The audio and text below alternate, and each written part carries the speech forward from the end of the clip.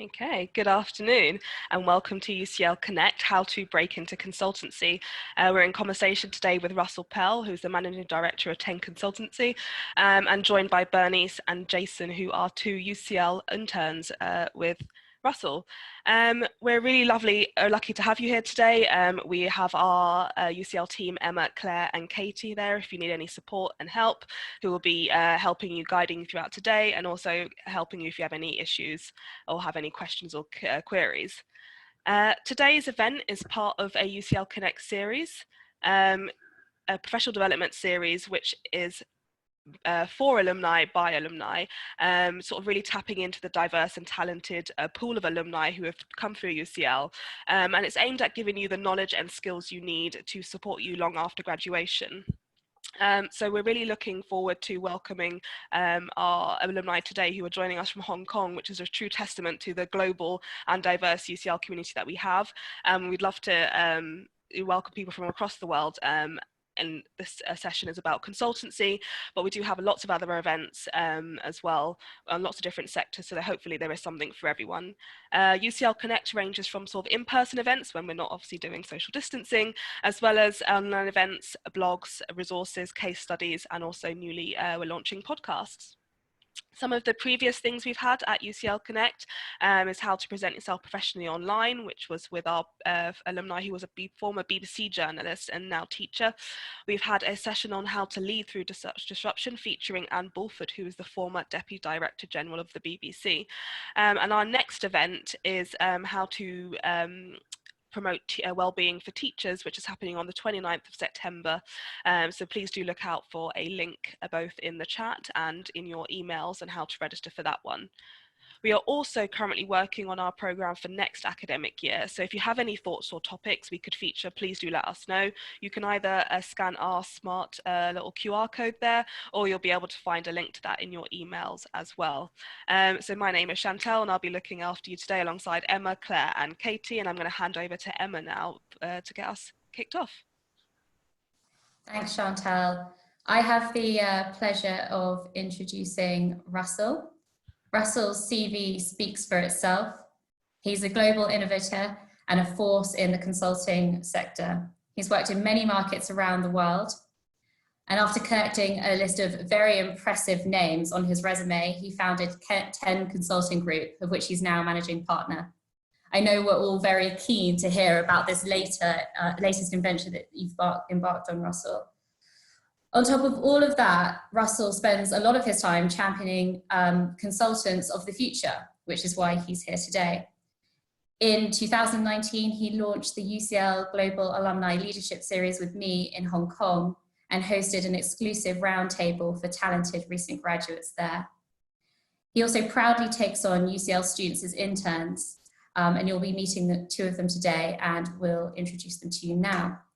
So we have Jason Lee and Bernice Ng. Jason is a final year student studying psychology at UCL, and he has been interning this summer with Russell, focusing on researching development in the consultancy part of the business. Bernice is a second year student at UCL with a wide, diverse range of interests, and she volunteers for a lot of societies, which proves her leadership skills and how engaging she is. And she's been working more in the property sector, but again, wealth of experience this summer working with Russell, and I know they're both very keen to share that with you during the Q&A section. So if you have questions for them as well as Russell, then we'll be very happy to answer them. Perfect. Russell, if you're ready. Oh, can I just hop back in just to let everyone know that we are recording this event, which we'll hopefully be able to share with you afterwards so that you can watch back. But over to you, Russell. Okay, so thank you very much for that fantastic introduction. I really appreciate it, and doing this event. As Emma mentioned, I've done a couple of UCL events before, and I actually think it's really important. I think I really enjoyed my time at UCL, and it's great to be able to work with people that are graduating or going to be graduating out of UCL. It's a very important part of the business that I do anyway. So from a personal point of view, thank you for joining. So the challenge that I've been tasked with by Chantal and Emma and everybody is to talk to you about breaking into consulting. So I will do my best to introduce my view on that and what I've done in my career and how I see it. But I'll try and keep that fairly brief and give you the chance to ask questions, whatever questions you may have. We've actually had a few already arrive, so well done to those who are quite proud of their questions in early, but it'll be great to hear what questions that you do have as we go through this. So I'm going to just talk very generally of this, and I'm going to talk about well, 8 topics that I've put on this slide here. Things I wish I knew when I was at UCL and about to graduate, because I certainly didn't know anything about management consulting, that's for sure. I'll talk a bit about me and what I've done in my career to date. Emma touched on that, but I'll give you a little bit of insight as to how I got to where I am. I'm going to talk a bit about what a consultant is and what do we like, or rather, what are the things that makes a good consultant, which might be interesting to you.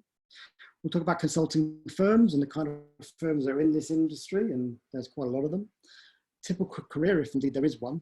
And then about how do you actually get into consulting? And I see some of the early questions are actually already touching on that, but let's talk a little bit about what kind of things could you be doing. And things people say about consultants is quite interesting. When you're out in business or working in the public sector, people have very different views about what consultants are or are not. So we can touch on that. That's what I'll talk about for the first few minutes, and then, as I say, we'll take some questions.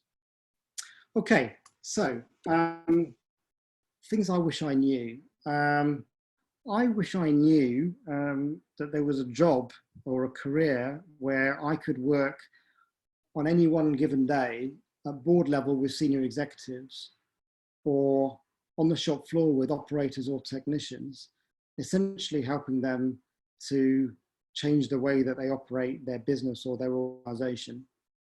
I wish I knew that there's a career out there that would take me all over the world to work on different types of projects. And I can tell you that, I was talking about earlier, I've actually worked in every continent of the world as a consultant. I haven't done Antarctica yet, so maybe the British Antarctic Survey need a project, we'll see. That would complete the set. And I wish I knew that there was a career there that would really challenge me and develop my skills every day. To say that you're out of your consultant is an understatement. It's quite a challenging career, but very rewarding. So me, in terms of my history, Emma touched on this just very quickly. So when I graduated at UCL, I graduated in biochemical engineering. Not necessarily, thinking about consulting. In fact, I started as an engineer. I worked for ExxonMobil, the big oil and gas company, for 7 or 8 years. And it was only after that that I got into consulting, originally with Pricewaterhouse, which became PwC. I worked with them for a few years on a number of different projects. I then went back into industry, where I was a director running the supply chain for a very high-tech manufacturing business. And then since then, my career has been all consulting. I was vice president in Capgemini, one of the big systems integrators in the world, running one of their major accounts globally. I then switched into Arthur D. Little, which is a more strategic business or strategic consulting business, where I was the partner there in the UK, and then subsequently, which is why I'm talking to you from Hong Kong, I then became the managing partner for China, and I'm now based in Asia, working there as a result of that move. And a year and a half, myself and some others set up a new business called 10 Consulting Group, I mentioned earlier, and we operate out of Hong Kong, but we service clients all over the world. So we've already been doing projects in Hong Kong, in China, in the Middle East, in Europe, and we'll continue to do that, working on a combination of strategic work and missions. So in my career to date, 25 years or so since I left UCL, there's been quite many and varied, but I've focused on consulting, and I like it, and I'll try to talk in the next few minutes about what a consultant is. By going through that, you have an idea of why I enjoy doing it, and maybe it's something that you'd like to do too. So first of all, so what actually is a consultant? What is it? It's actually something that I asked quite a lot. It's not the easiest job to define, actually. I think, without any disrespect to the other professions, be that lawyers, doctors, accountants, or anybody else, consultancy is probably one of the hardest ones to define. I think the best definition that I've heard is probably we help our clients solve their most pressing and difficult challenges and problems. And we do that through a combination of helping them to develop new strategies for the way that they work, or the way that they want to grow their business or organization, or we help them to more effectively or efficiently, or we help them to change the way that they work, or the way that they're organized, or the way that they leverage technology, or the way that they innovate. We do that, and consultants work for a wide variety of organizations. We can be working for, I don't know, a major operating company in any industry, from financial services to energy to automotive. We could be working in the public sector for a health service. We could work in the humanitarian sector for the World Bank. The organizations that buy management consultancy are many and varied. And that's good if you want to get into a career, because you can pick and choose the areas that you want to work in. And the other thing that I would say about being a consultant just generally is it's a pressurized type of job. We have to work pretty fast. We're very often, I mentioned earlier, outside of our comfort zone. So, and you might see it as a good or a bad thing, but if you want a nice job, this is probably not the career that you want.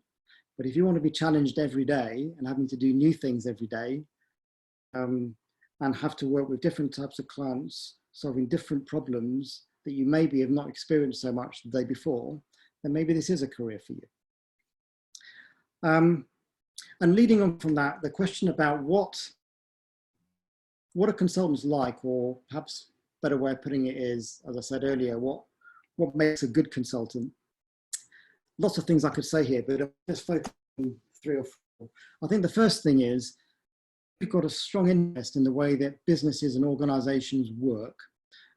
That's a good start. You need to be passionate about whatever career that you go into, but I think the people that are successful in consultant are genuinely really interested in what makes organizations successful. It might be a particular topic within that. It might be about technology, innovation. It might be financial. It might be to do with risk. It might be to do with a whole bunch of topics. But you need to have that interest and that passion. Second thing, which I think most consultants, if not all, have a real focus on, is around people. They understand how to work with people. They recognize that the way that you work with in this industry, it's a people business. Even if we're working with a high-tech company or an energy company that has major assets, we are a people business. And you have to be able to work with people in very, very different ways. Thirdly, I think a major characteristic is all consultants are very, very strong analysts. Might be proven by their academic record, but they're very comfortable thinking through the analytics of particular business challenges. It might be numbers, it might be more qualitative, it might be research, it might be a whole bunch of things. But that ability to think things through in a highly structured way, putting different pieces of the jigsaw together, is something that is very important in this business. And probably the fourth thing I mentioned is about being entrepreneurial. It is quite an entrepreneurial business. I mean, I know I've just set up this company, but actually whatever consultancy you're in, you are an entrepreneur. You have to convince clients that they need your service. You have to help them deliver it. You act very, very quickly. This is something that's very important, and a lot of consultants have that, that thinking process. Consulting firms, you may know of some, you may have even be familiar with or worked with some, maybe as an intern or something, but there are a number of different types. Again, a massive topic we could talk about all day, but in a nutshell, I think there's a big difference between the strategic consultancy houses. So these are the organizations that typically work with at senior levels to develop new corporate strategies It might be to do with acquisitions, or it might be to do with how to develop their market. It might be to do with how to improve or to how to focus their very limited resources in the public sector, for example. So you have one category of consultants that do that. You have another which are more focused on operations. So they're more focused on how do I, whatever the plan is in this organization, how are they more efficient? How can they be more effective? How can they get more for their money, or can they get more productivity out of what they do? This is operations consultancy or operations management, and it's another big topic. And then there are various niche areas, very, very specific areas. It could be environmental, it could be humanitarian, it could be a particular technology. There are a number of different types. And the fourth category is very large scale organizations that are either technology focused, so they're more systems integrators but do consulting. So for example, the likes of Capgemini or Accenture. And those that are the big four that do major transformation programs, but also do corporate finance and audit, etc. And there is no one single organization that is exactly the same as another. A lot of different types. In Tone Consulting Group, what we do is we combine strategy and operations in particular, but we also do a lot of risk. We do innovation as well. Careers. So getting back to kind of how you get into this. So what is a typical career for a consultant? I was thinking about this earlier. You probably won't be surprised to hear there isn't one. Themes and trends. So I think you can look at it as there are people that straight from maybe as a graduate decide they want to go into consulting, and that's great. And you can start from that level, and you can have a set of skills and develop a career in whatever organization or field that you're interested in. And I've worked with many fantastic consultants who really have been a consultant for most of their career, if not all of it. Degree, and I'm in this one, is those that started in industry but switched into consulting. There are pros and cons with that. The pro is that you actually bring tangible operating or strategic line experience from an organization, whichever one it may be, and you can bring that to your job as a consultant, because you can show your clients how you've been on their side of the table and help them to deliver, or help to deliver things that they do every day. But also what I would say is it's not untypical for people to come into consulting and then go back out, or maybe even to flip-flop more than once in their career. In fact, I've done that a couple of times myself. And there are many people out there that have got a fantastic career in whatever they've chosen to do, but they may have only spent part of it in consultancy, maybe at the beginning of their career or midway through their career. Some examples. So you may have heard some of these people. Indra Nooyi, who was still quite recently the CEO of PepsiCo, was a consultant at the start of her career. Sunala, CEO of Google, guess what? Started his career as a consultant. Even believe I saw this earlier, I was quite surprised myself. John Legend, the musician, spent the first 4 years of his career as a consultant at BCG. So just to give you an indicator that you can kind of come into consulting and come back out of it, or vice versa, and be very successful. So how do you get into consulting? And I'm happy to take more questions on this as I stop talking. Just for food for thought, a couple of thoughts. There are a lot of ways of getting into consulting. One good way is internships. We've got a couple of great interns on this call. And you can hear a bit about what I've got to say. But if you get a chance to be an intern, it's a great way to get into consulting. Why? It gives you a chance to taste it and to feel it, and as a company that you're working with, a chance to see what you can do. It's definitely the best, one of the best ways to get into consulting. I've personally recruited a number of people who started off as interns and have gone on to make very good consultants. Other things that you can do is network, talk to people.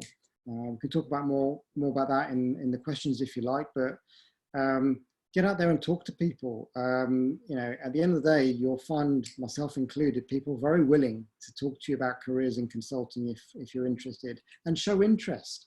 It's amazing I can do. Don't keep it to yourself.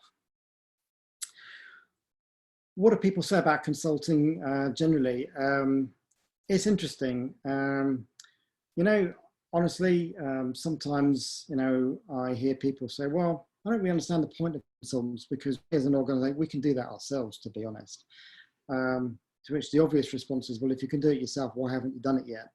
But, you know, wouldn't say that to a client. But the fact is that some people prefer work in-house and have internal resources do things and maybe use consultants in a very, very specific targeted way.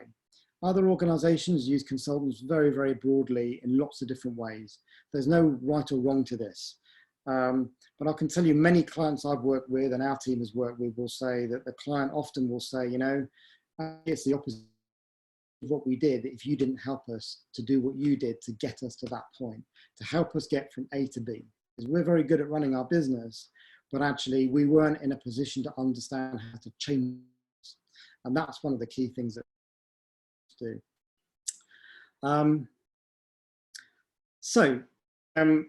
Obviously there's lots of I can talk about. I'm trying to keep it reasonably brief so we can have time for questions.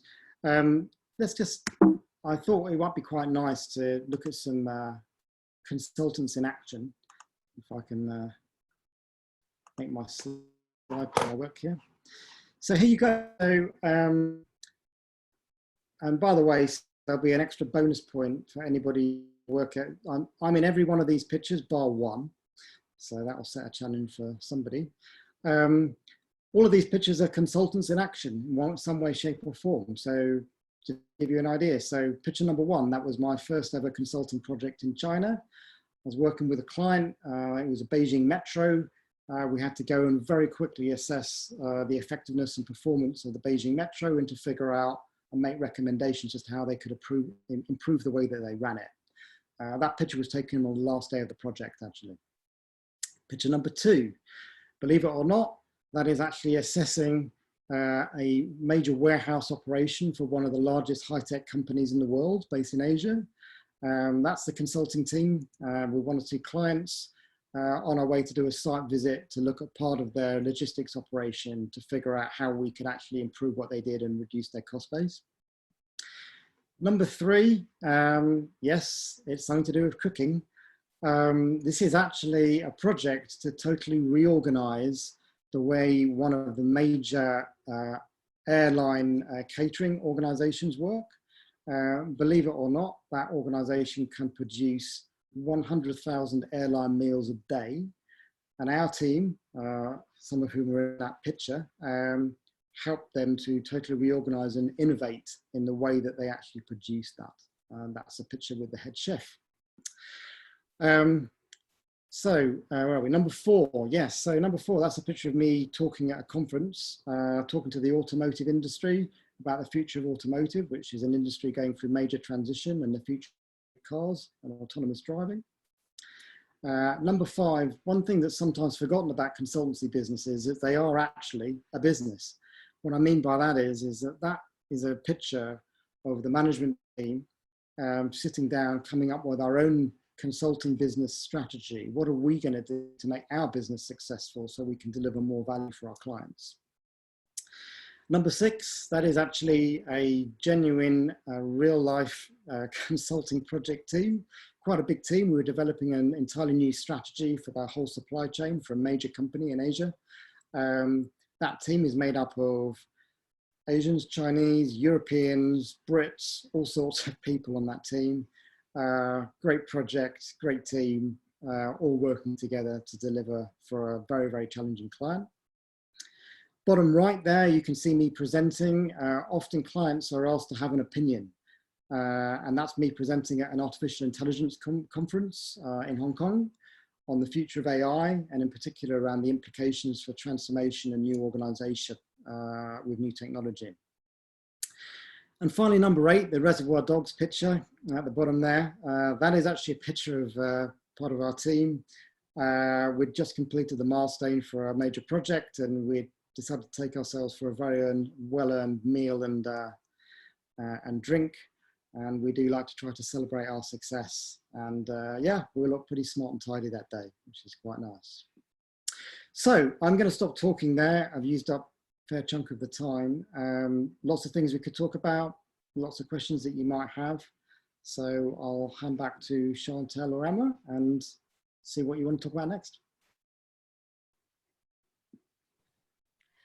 Thanks so much, Russell. That was really exciting to see all your photos of you doing consulting in action. It's exciting to see. What we're going to do now is move on to our Q&A section of this session. So we've had a few questions submitted in advance on Slido, so thanks very much for that, and also some at via Zoom.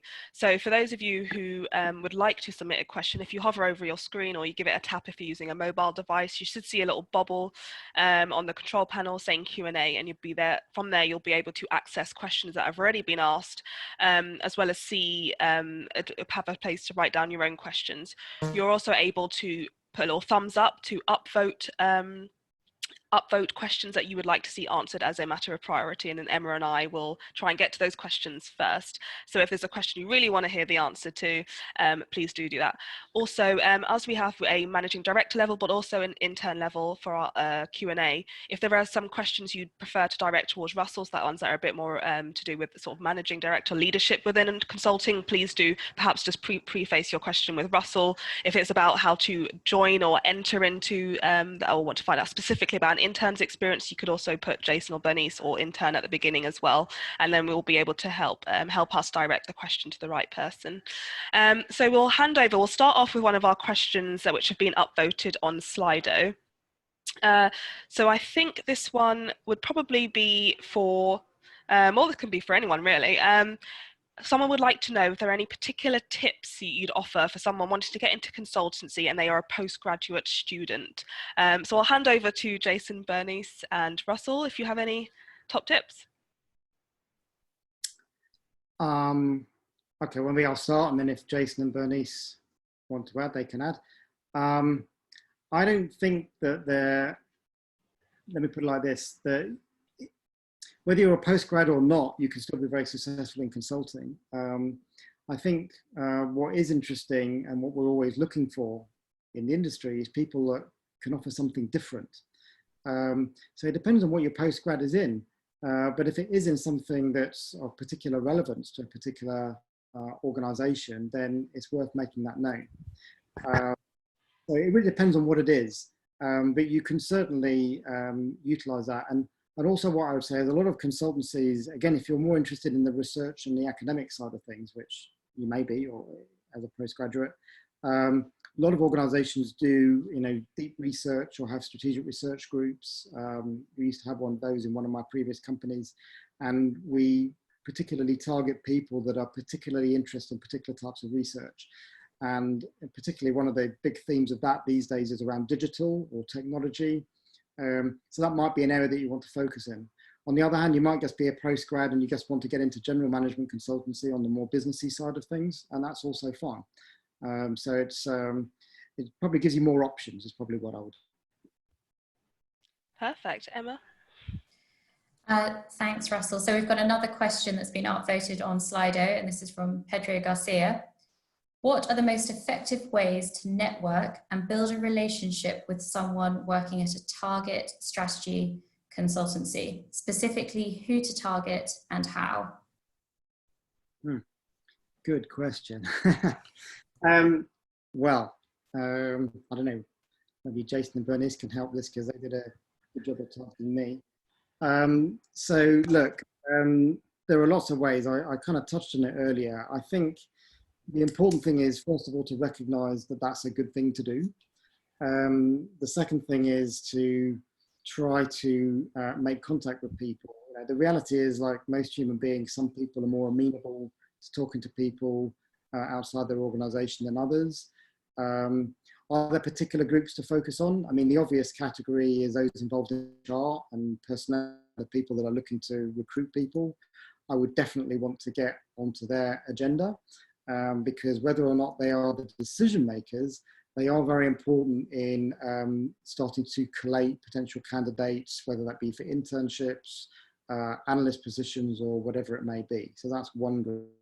If you can find a way to engage in a relationship with people that are on the consulting professional side of things, then definitely do it. I mean, honestly, from my experience, I find it quite interesting in a good way.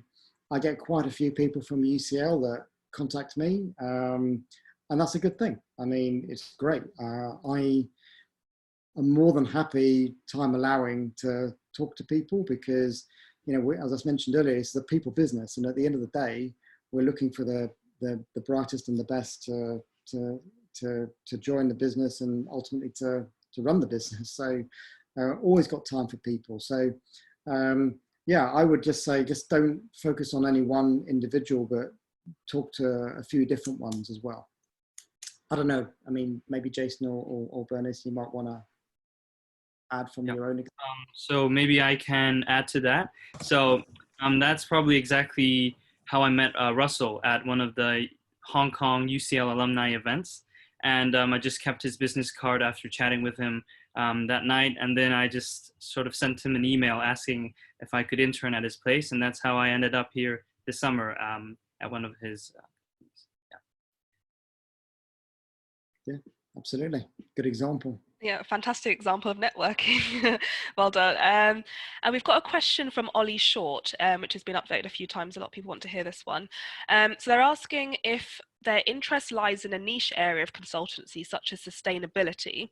Would you suggest starting as a generalist and then going on and gaining experience and knowledge before going on to be more specialist?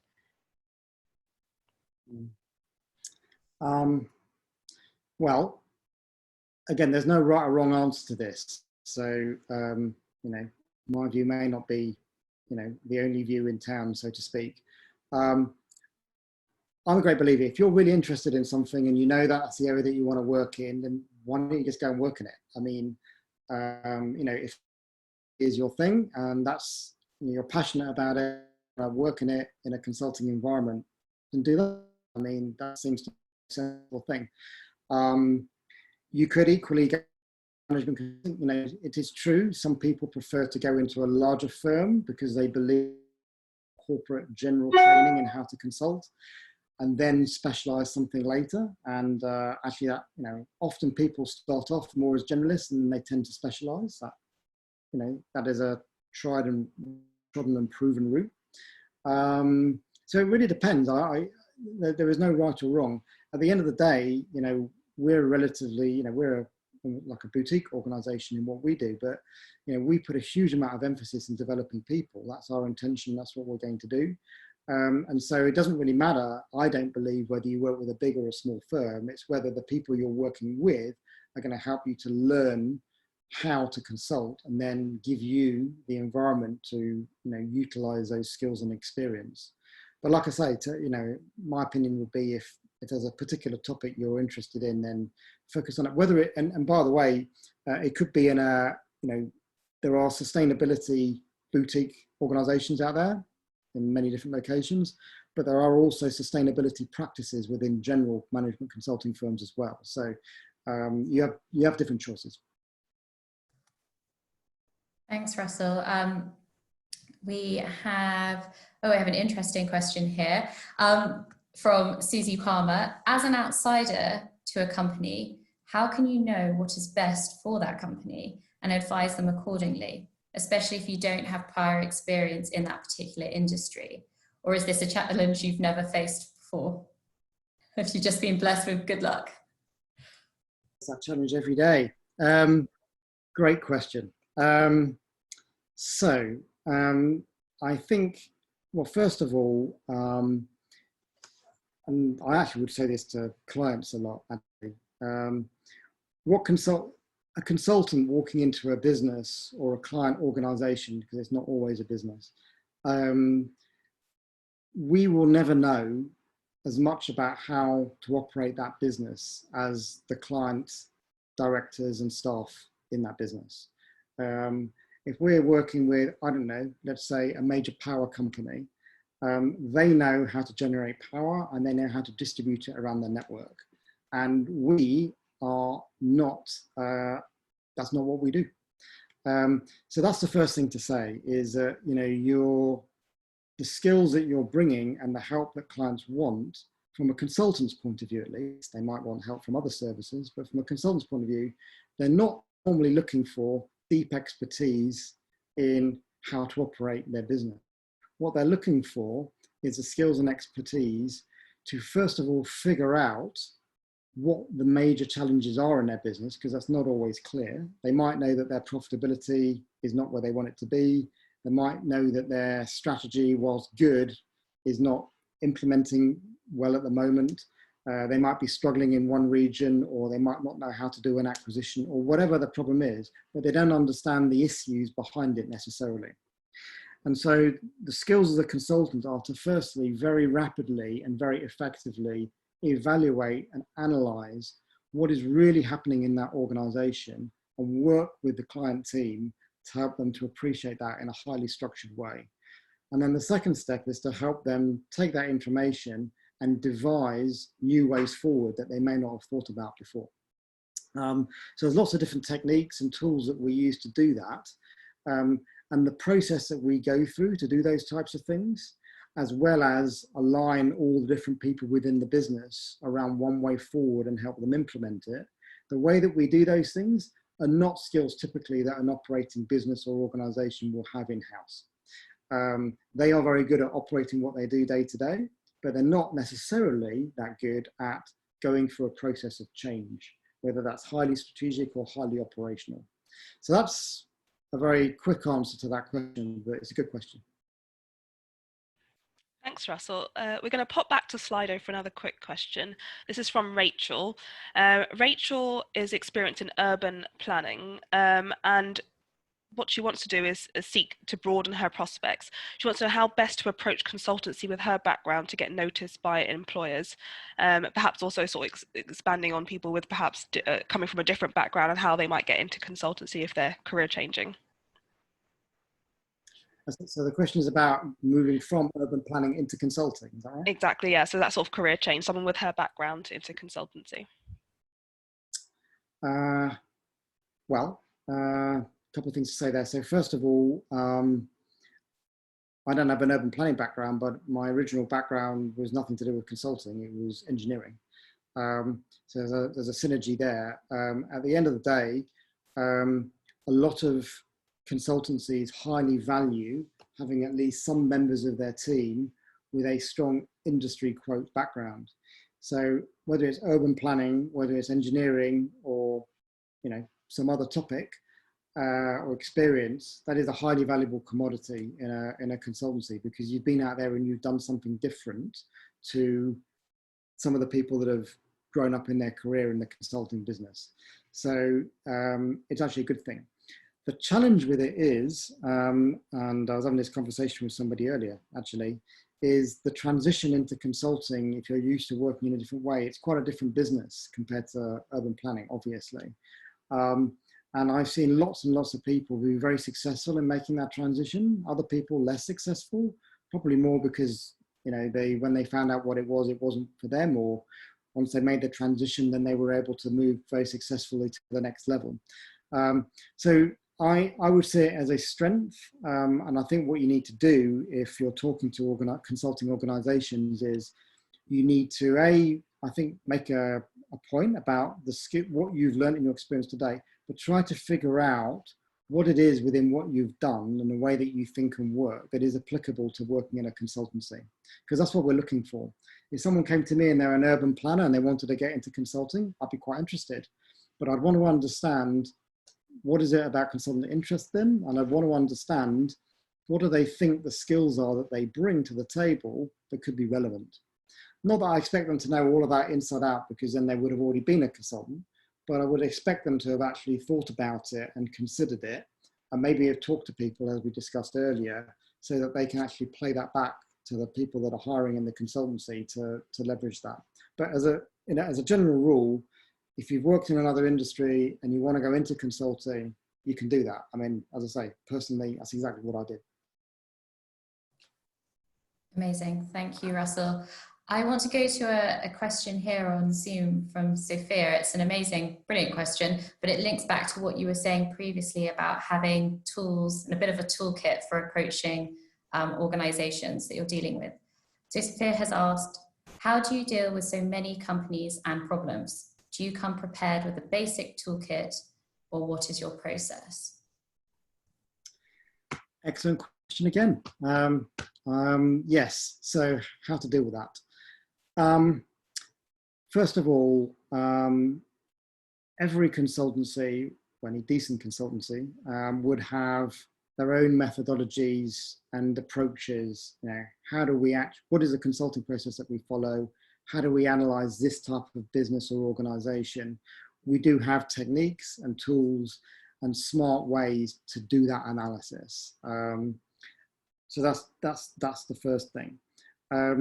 What I would say though is, I would say in my entire consulting career, I don't think I've done a single project with a client whereby the real reason why we got the project or a real reason why we were successful in that project was purely because of a methodology or a toolkit. And why do I say that? Because a consultant, yes, we need a very structured way of moving through the different steps of the consulting process, but one of our primary skills is our ability to think through, a good way of describing it, we can deal with ambiguity. So what that means is we can talk to 20 executives, 50 middle managers, 200 operatives across an entire large business, and we can consolidate all those thoughts and ideas and requirements and help the client think through, okay, the logic here is this, the decisions you need to make are this, the new information you need is this, let's figure out how we move that forward and deal with each of those problems. It's that ability to deal with a very complex but not very well defined thing, which is a bit that sits on top of any methodology that we have. So we might, for example, say, okay, we have a fantastic way to analyze a supply chain. We look at the suppliers like this, we look at your customers like that, we look at all the inventory like that. And here's a beautiful spreadsheet of all the analysis. Great. Need that, of course. What are we going to do with that information? How do we turn the information into insight? That is really the value of management consultants. That is one of the main reasons, people want you to have that methodology and that approach, but they want to trust you that you actually are able to turn that into insight and help them actually do something with it, whatever that may be that they're trying to solve. Thanks so much, Russell. I'm going to move on to a question that's been asked a couple of times on Slido and also on Zoom. And the essence of their question is, if they wanted to gain an internship or a role at a consultancy firm, what are the sort of skills, qualities, attributes that you're looking for? What would make someone stand out from a crowd of applications? Yeah, so it's probably one of those things that's kind of got tangible and intangible things in it. The tangible stuff is, at the end of the day, as I said, why do we hire interns? A, because it's actually very valuable. I think interns can do a very valuable job, as Jason and Bernice have proved or are proving. And we are looking for people that have got the aptitude to actually be a full-time consultant. So in a way, when we're recruiting interns, we're actually looking for future consultants, actually. And so all the things we said about, being great analysts, being able to work in teams with people, being interested in the subject, being able to communicate, all these things that we've just been touching on during this conversation, we're looking for that at intern level, the same as we are, at full-time recruitment level. That's one thing. The intangible bit is, there's always, it's a people business at the end of the day, like I've said a couple of times now, and there's something intangible about, getting a feeling for, whether somebody's appropriate. So Jason, you had a very nice example. I mean, he approached me. I mean, he showed interest when I first spoke to him about it. He was very interested. Bernice also, I mean, the first time I met with Bernice, I could see she was, the passion she has for working in business and marketing and the other things that she's been doing. So, there's an intangible thing that we're looking for as well, where it is not the kind of business where you have to be able to work with people and express yourself, show proactiveness, because that's how you have to be when you're working with clients. So we want that from the people that we recruit in the team. So yeah, hopefully that goes some way to answering the question. It did, thank you. Thanks, Russell. Quite a big question for you here, but one that you're well experienced to answer. How do I start a consultancy business? Yeah, if you find out, maybe you can let me know. That would be great. How do you start a consultancy business? Well, first of all, honestly, if you want to do it and you're passionate about it and you put enough energy into it, then there's no reason you can't do it at the end of the day. That's the first thing to say. Second thing, as we've touched on, I think consulting is a big industry. I actually looked up the number earlier. In 2020, the forecast size or scale of the consulting business worldwide is estimated at about 130 to 150 billion US dollars. Last year it's probably about 200 billion. Obviously, because of COVID, it's a bit different this year. But the fact of the matter is, there's a lot of people out there doing a lot of different types of consulting. So my second suggestion would be absolutely clear what it is you're going to be consulting in and to whom would be a good thing to think about.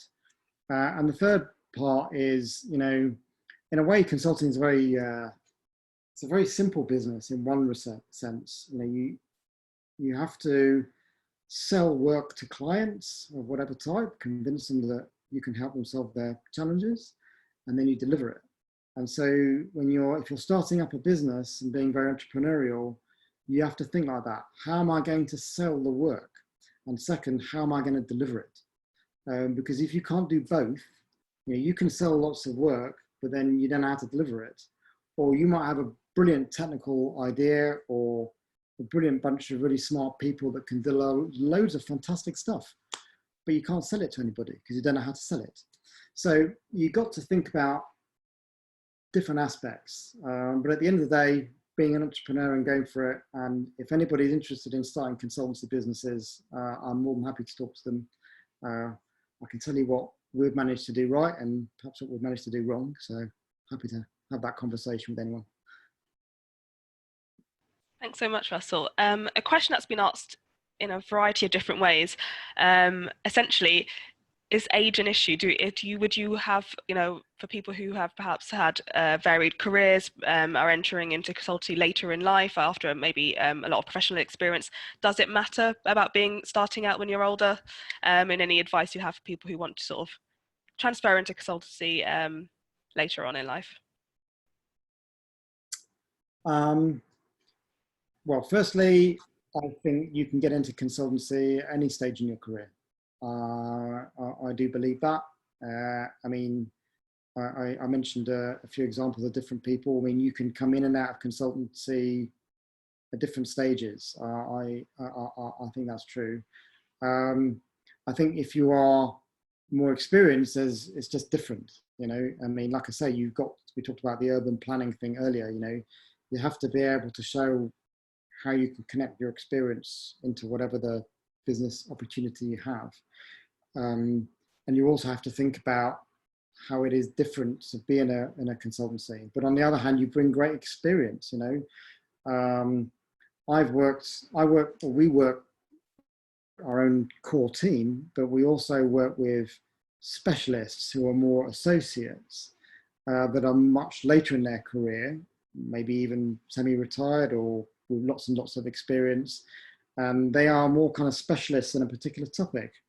It might be, safety management, or it might be some particular aspect of the insurance market, or any other topic you care to mention. And so those people are more interested in applying very, very specific skills and contributing that high content value into broader consulting assignments that the likes of our business would run. And so we work with a lot of later stage career people who don't necessarily want to join a major consultancy full time, but what they do want to do is to apply their hard-earned experience in that way. So as I say, I don't think there's anything stopping you. Early career, you can just join at graduate level if you want, and some of the best consultants I've ever worked with joined at graduate level. You can join mid-career, plenty of people like that. You can do that, or you can get involved in the later career stages if you want, and use your experience in an advisory capacity in different ways. Thank you, Russell. I'm going to go back to Slido to ask you a question with an international slant. Seems apt because you and I met in Hong Kong a couple of years ago. How can international alumni who are interested in working in management consultancy in London best position themselves for these opportunities? So you've worked, as you've said, all over the world. How easy is it to cross borders, and what sort of experience do you need to position yourself? Well, I haven't worked in Antarctica, so I can't speak for Antarctica, but no, generally, I mean, obviously we're in a particular world economic situation right now, and traveling is quite difficult, as I know. That's why I'm in quarantine with my digital wristband as we speak at the moment. But no, I mean, generally, notwithstanding COVID and the current restrictions, consulting is quite an international business. There is no reason why you can't come from one country and work in consulting in another. Obviously, the big differences are obviously culture and language, and that is a big factor, but that doesn't necessarily stop you from doing it. So for example, you know, having worked in China a lot, doing consulting projects in China, you have to work in quite a different way to doing them in, well, even in Hong Kong, actually, or in Southeast Asia, or in London, or in Paris. I worked on one project, we had 28 consultants, and we counted 13 different nationalities working on that project. That was in Hungary, in Eastern Europe. So, you know, you can come from anywhere. You know, if you want to work in a particular location, then go and work in that particular location. Obviously, there are specifics. You know, there are visa issues, potentially practical issues, language issues, potentially. But these things are not, for most people, insurmountable.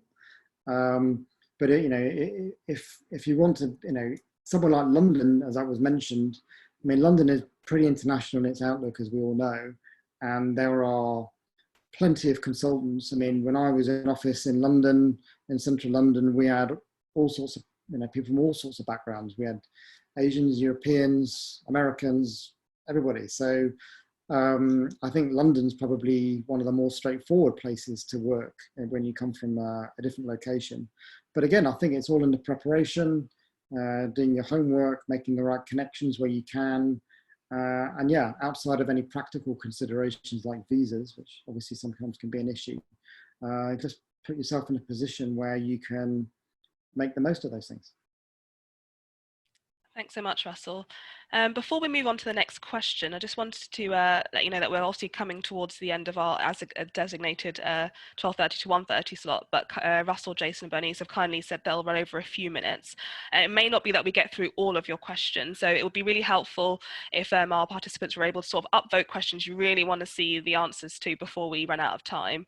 And any other remaining questions, Russell will be able to give us some answers, and we can forward you those answers via email and our thank you email.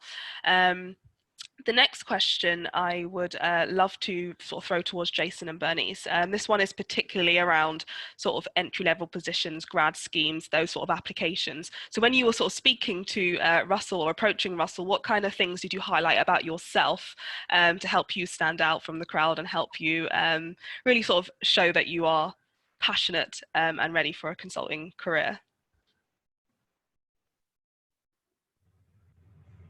Well, personally, sorry, do you want to go first? No, go ahead. All right. I think being proactive is really important.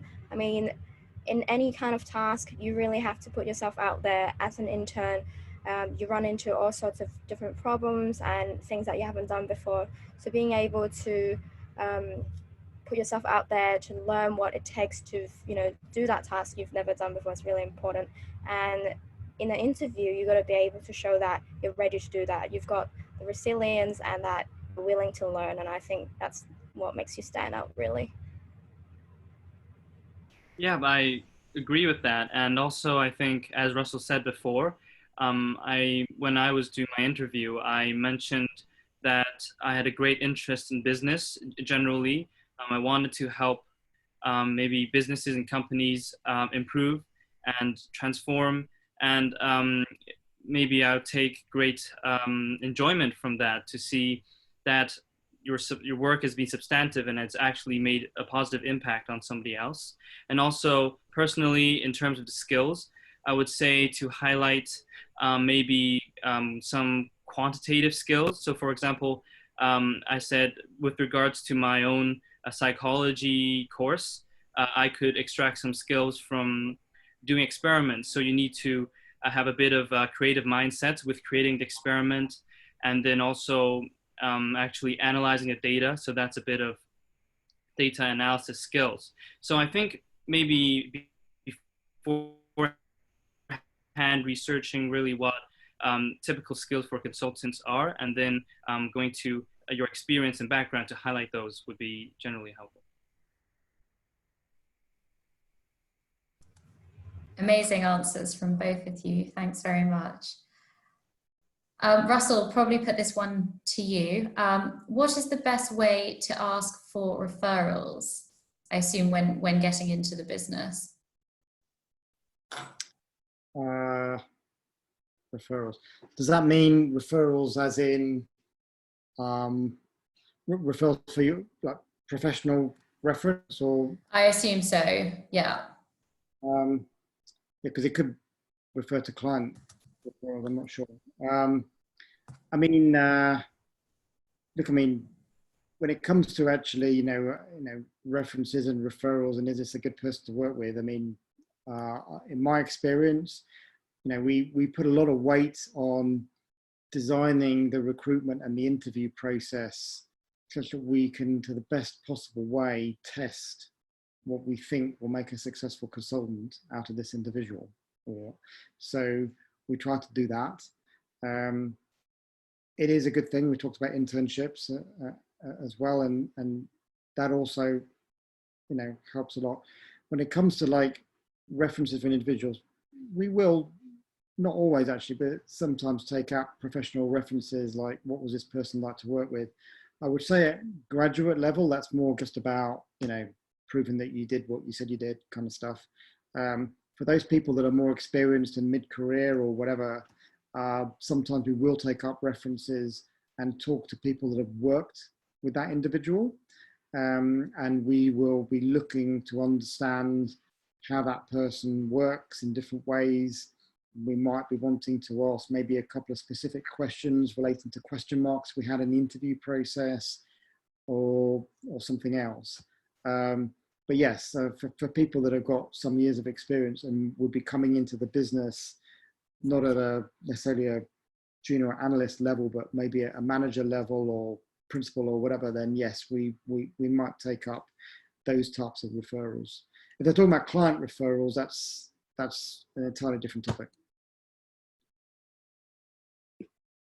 Okay, well, it is 1:30, so for those of you who do need to switch off, we are recording this session, which we'll be able to share with you. And for those of you who might have joined us late, so you'll be able to pick up on anything you've missed. So feel free to sign off. For anyone that's happy to continue, we've got a final few questions before we say thank you and goodbye. Another question that someone would like to find an answer to is if there's a professional organization or perhaps any sort of learning development training or some kind of collective for those who are in consultancy. Yes, there are. I think I must admit, I've not spent a lot of time on this, but I think it's the Management Consulting Association, MCA, in the UK. There's also something similar in Hong Kong and other locations. You can actually, you know, get yourself a certificate saying you're chartered or equivalent if you want to. But to be honest, most consultancies do their own either in-house training or their own design training that they will ask somebody to deliver for them. I think, but there are industry associations, and particularly for smaller businesses, for sole trader businesses, that type of thing, it's a very valuable thing. But there are those associations that are out there, and there is one I think it's the MCA, if I remember correctly. Great, thanks, Russell. This is a question that Jason and Bernice might want to jump in and help answer as well, because you both come from quite different disciplines during your programs at UCL. So this alum has asked, as a languages graduate, do I need to demonstrate an interest in a specific area to exhibit business or commercial awareness, even if they want to start as a generalist consultant? So Russell, you might want to kick off, and then Jason and Bernice, you might have some ideas as well. Can you just repeat the question one more time? I didn't quite catch it. It kind of cut out. Yeah, sorry, Russell. So this alum is a graduate from languages. Do they need to demonstrate interest in a specific area that shows their business and commercial awareness? So I think they're slightly concerned at coming from a languages background in their degree. They shouldn't be worried about that at all. You know, I don't know what languages they've done, but I can tell you, you know, if we're working, you know, if we're a UK consultancy, but happen to work with a German client, having somebody who can speak fluent German will be actually pretty useful. And I don't say that in a jokey way, I mean it quite seriously. Languages can be extremely useful with a lot of, you know, international type projects, for sure, depending on where in the world you want to work. But yeah, I mean, I refer it to aside from that, I would just say that refer to the earlier points that we made, which is, if you're interested in a particular topic, then show that you're interested in that area. I think that's the best thing to do. If you're interested in more generally, but, you know, try to be more specific than generally, you know. If someone comes to me and says, I have a languages degree or some other degree, and so I'm interested in consulting, I'll say, well, why? And if they say, well, because it sounds interesting, that's not really enough. You know, I want to know, well, what is it about consulting that you're interested in? You're interested in management strategy, how organizations work, teams, digital, you know, give me some ideas. Or maybe if it's your languages background, maybe you're interested in multicultural stuff, maybe interested in, you know, how to put people with different cultural backgrounds together and how to develop leaders that can understand those types of things. That is a whole subject in itself. There are lots of people in consulting who work in change, cultural development, organizational development, leadership development. And that's often, you know, people have a special interest in psychology, languages, culture, and you're in those types of roles, you're doing much less to do with the hard, you know, strategic direction, and it's more about organizational development. So again, if that's something if someone came to me with a languages background and then they said that kind of thing, and that was something that we wanted to do or were doing, then I'd be very interested, because, oh, okay, right, now you thought about it. How are you going to apply your languages background into a consulting environment? Thanks, Russell. A question that you could probably all come in on, that's been asked a couple of times in a few different ways, but it's, what would you recommend for someone with no consultancy background? What would you write on the top of your CV, on your summary? How would you describe yourself in order, if you wanted to stand out, if you were doing applications, if you were handing out your CV, you know, what could they put on the top of that CV?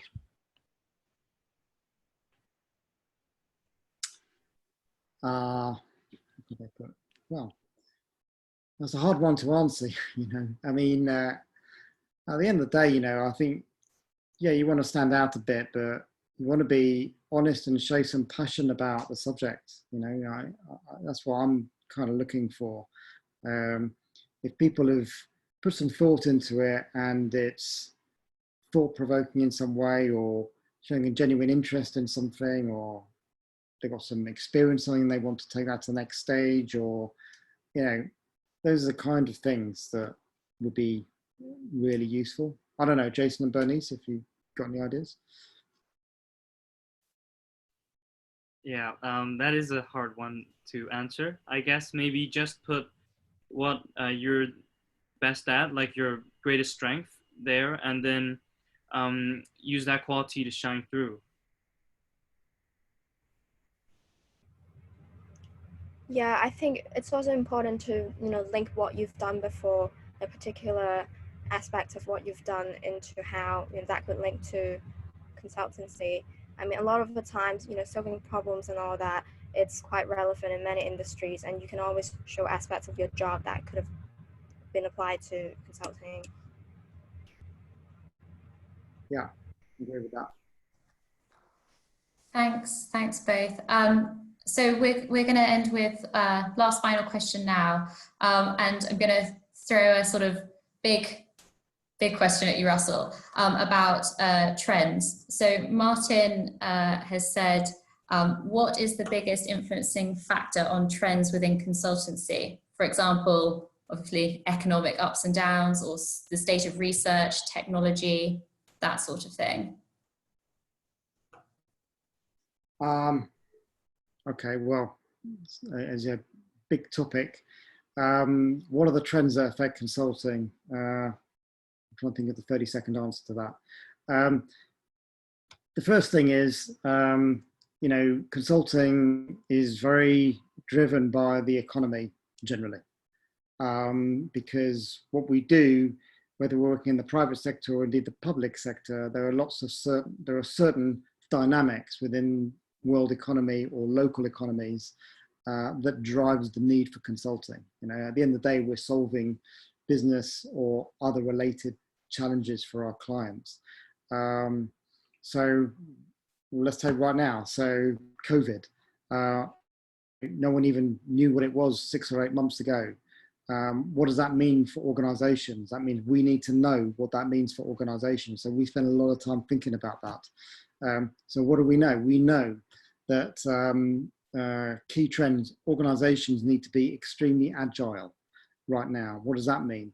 It means you may have been brilliant at what you did up until January this year, and now nobody's buying it, whatever it is.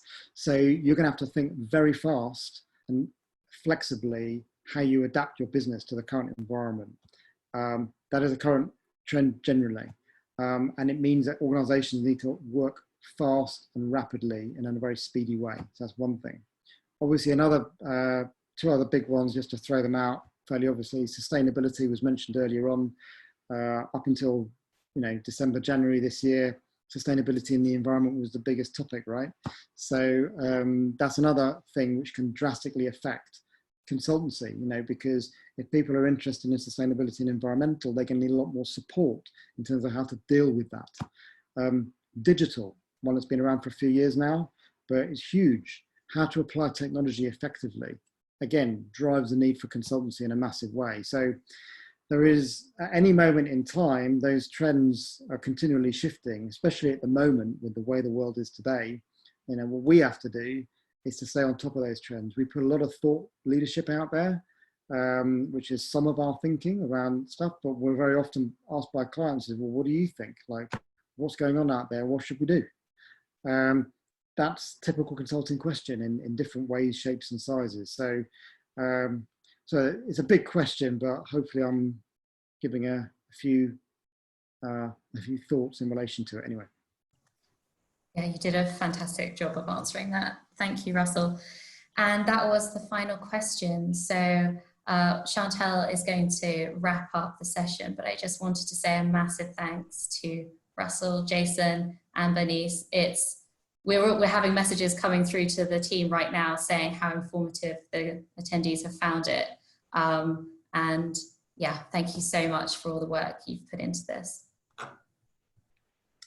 No, you're welcome. Very happy to do it. And as I said, or will say, you know, I'm very happy to kind of do stuff with UCL and to help people. There's lots of reasons for that. But if anybody wants to stay in touch or is interested in this further, we can talk about it. I can't necessarily promise to answer everybody's questions in great detail because I see that there's a lot of people on this call, but nevertheless, we'll do our best and hope to stay in touch with everybody. Thank you. I'm just sharing Russell's stay in touch details if you wanted to take a little screenshot of that. We'll have his website and an email address as well.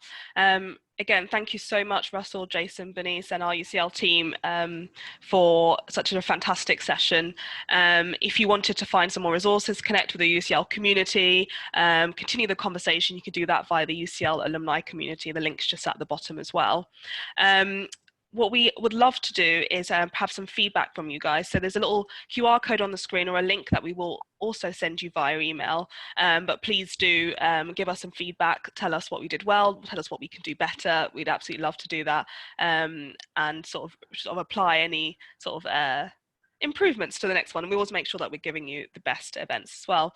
But there are some unanswered questions, so we will be putting those to Russell, Jason and Bernice, and hopefully get you some answers. So thank you so much for engaging so much in the session and sending through some fantastic questions. It was really exciting to see everyone getting involved. Our next event is on the 29th of September. Again, you're able to register using the links on screen, or you are able to do that in the email that we will send you. We will be sharing the recording of the event once that has been finalized, and we will be also sending a link for you guys to share any suggestions of anything you'd like to see coming up. So please do, if there's any sort of skills you'd like to focus on, any industries, any careers that you are really interested in, and please do let us know, and we'll try and factor those into our Connect programming. We'd just like to say a massive thank you to everyone again. Thank you for attending, and thank you to our team. It's been lovely to see you all. Take care.